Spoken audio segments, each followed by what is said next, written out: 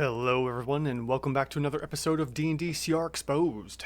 We are looking at Alhoon today, which was another monster requested on my Google Forms for, checking out to make sure the CR10 is correct. But before we get into Alhoon today, let's talk about the tool here. You too can use this tool if you're seeing this for the first time. If not, you've probably heard this 100 times by now. But you can get this tool for free or donate if you feel so inclined to at my Ko-fi page. So check the link in the description below to get over there and grab yourself a copy of this. Like I may have mentioned before, I am working on some updates for this. On top of that, you can also leave a comment. That would be great for the algorithm to see what monster we get next time, which will be, thrown onto my list, or throw your requests into the Google form. Either way works. The comments are more appreciated. All right, with that business out of the way, let's go ahead and get into breaking down Alhoon, our undead mind flayer wizard. All right, so we have ourselves 15 AC, which is natural, and then we have 20 D8, which, I was going to say 15 AC is natural, and I was going to say something along those lines, but let's just move on. 11 strength, 12 dex, 16 con, 19 intelligence, 17 wisdom, and 17 charisma. Again, should be a CR10, and now that this little bit of information is out of the way, we can go ahead and move into the resistances and whatnot. I don't really know what this specific spot is supposed to be called, but we're going to get into it. So we have ourselves Con, Intelligence, Wisdom, and Charisma, so that is 4 out of the 6 total saving throws. So that's going to give us a +2 effective AC bonus bump there. We also have damage resistances and immunities to poison. So we have Cold, Lightning, and Necrotic for resistance, and Poison for damage, and we have condition immunities that don't matter, at least in D&D 5e. So we're going to go ahead and throw in resistances, because we have the most there, and we have 3. Although, because they're so few, Cold, Lightning, and Necrotic, and also Poison, which pretty much every monster in D&D has, we'll likely see that we won't need this because, it's easily bypassed, especially by regular weapons, fire, thunder, force, psychic, whatever. So let's go on and get into some of these other things here. Well, we have Magic Resistance, so this is a nice little trait in the traits section that we can add in. And that's right here for another +2 effective AC bonus. We also have Turn Resistance, which doesn't affect the game or the character at all. I mean, it does affect the game, but not the character. So Alhoon doesn't get, has advantage on being, from clerics and maybe paladins or something. In any event, let's move on into the action section here and really get into the nitty-gritty of Alhoon and what makes this monster tick. So we have an attack. Multi-attack, for Alhoon makes 2 Chilling Grasp or Arcane Bolt attacks. So for that, we will take a look here, and we have +8 for the melee and the ranged spell attack, so that's going to be nice and simple. We'll go ahead and throw the attack bonus in there. And then for the Chilling Grasp, we're going to see that we have, let me find my equals key, 14 cold damage, and regains 14 hit points. We're going to need to add in that regen for every attack, so, I'm sorry. No, that Chilling Grasp does that. I thought I got confused here for a minute. So we will say, if we do 2 Chilling Grasps, which we may not want to do because he is a spellcaster after all, we might not get the regen here. So where's regen hiding? Regeneration here. I'll go ahead and throw this in because, why not? We'll end up getting 28 points of regeneration for 2 hits on the monster here, so we can add that in if we decide to check out what it looks like with Chilling Grasp. Beyond that, we do have the Arcane Bolt, which is going to be 28 force damage, and we can do that twice as well. So we have ourselves 2 multi-attacks here.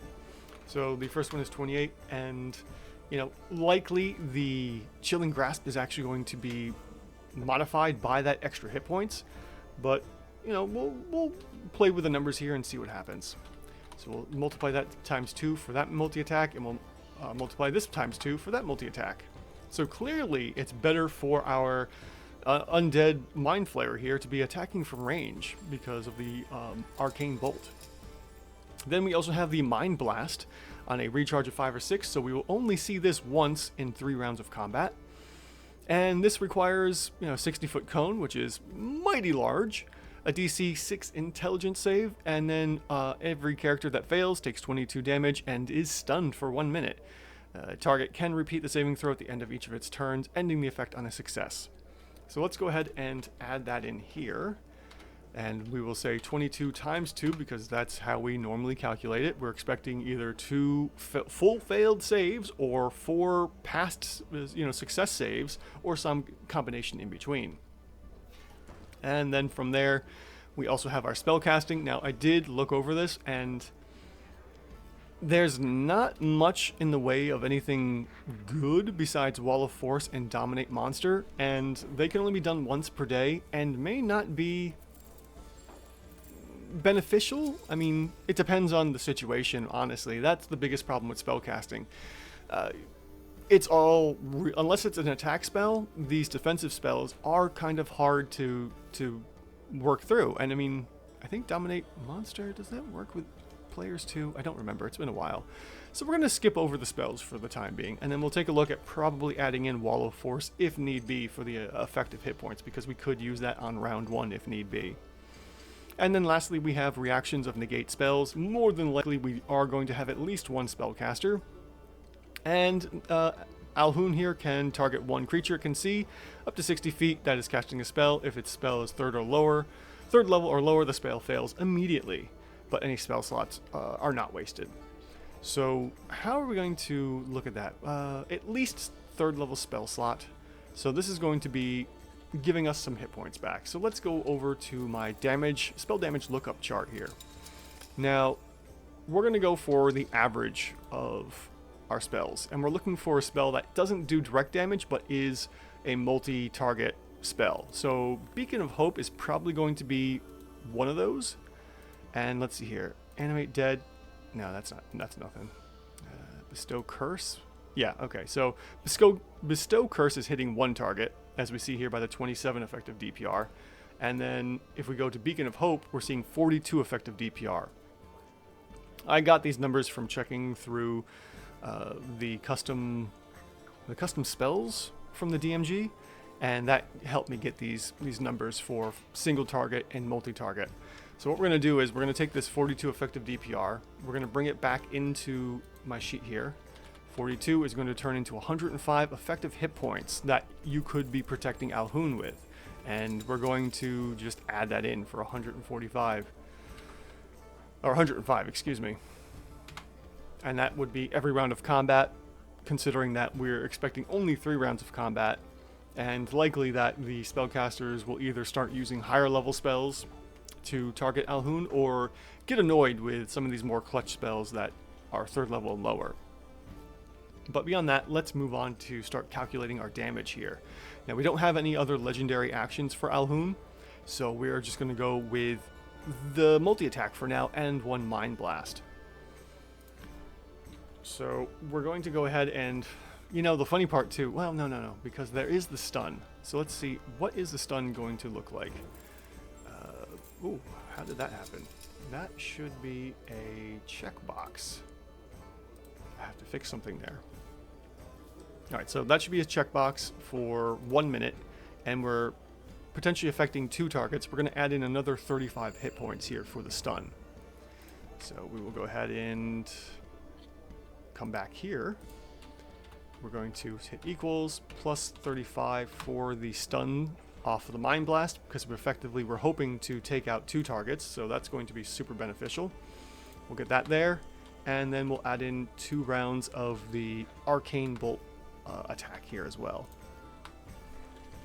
So in theory, right now, from just not including any spell casting and potentially negating all spells, we're looking at probably a CR 14. And if your group is expecting to be fighting this CR 10, probably somewhere around the levels of 6 to 7 as a boss, you could probably fight this monster pretty easily. Well, I shouldn't say easily, but it should give a challenge as a main boss here. We're looking at potentially a CR 14, and we're expecting it to be CR 10. But again, your dice may vary, and your results will also vary depending on the situation, the players, the map, where you meet Alhoon. So there's too many variables to consider here.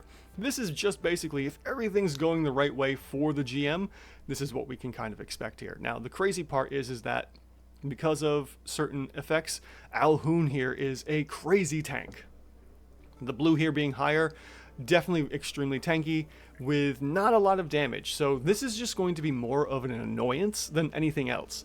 And the players probably will get bored by the fact that Alhoon is able to easily maneuver. So if you need a monster that isn't going to be going anywhere for a long time, this may be a good, like, overarching, maybe like levels 1 to 10 boss to be kind of hunting down, especially with the plane shift, globe of invulnerability, invisibility.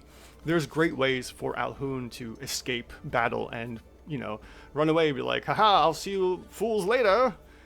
Do like some kind of Skeletor exit out of the battle here. Now, if we want to take a look at the one concentration spell here, Wall of Force, this is just going to add in a just huge amount of more hit points. This is going to increase it probably to a CR 15 or 16. I'm not going to go bother and calculate that. I just know for a fact that if we concentrate on this spell, it's going to make things just worse.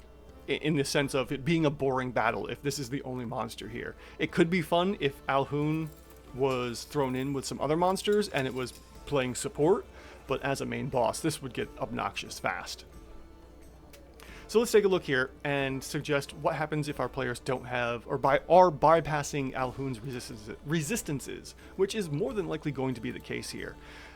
It's going to shift down to a CR 13, and that's really not that much different, to be honest. Is there anything else we can talk about before we wrap this one up? You know, honestly, I don't think there's much else to talk about. We have the Dominate monster, which just takes a player out of the game, making the game and the combat that much more difficult. If Dominate monster works that way, I don't quite remember. I think it does, because it targets creatures and players are creatures. Globe of Invulnerability, like I said, it's just a get out of jail card. Invisibility helps get out of there. Plane shift, you know. Wall of Force. These are probably like exit strategy spells more than let's mess with the players, to be honest. And everything else at will is not really worth using it unless you're in a social encounter with Alhoon for the time being. That's about the only time you should be using these at will spells. So there we have it. This is Alhoon from Monsters of the Multiverse, or Modern Kindred Presents Monsters of the Multiverse.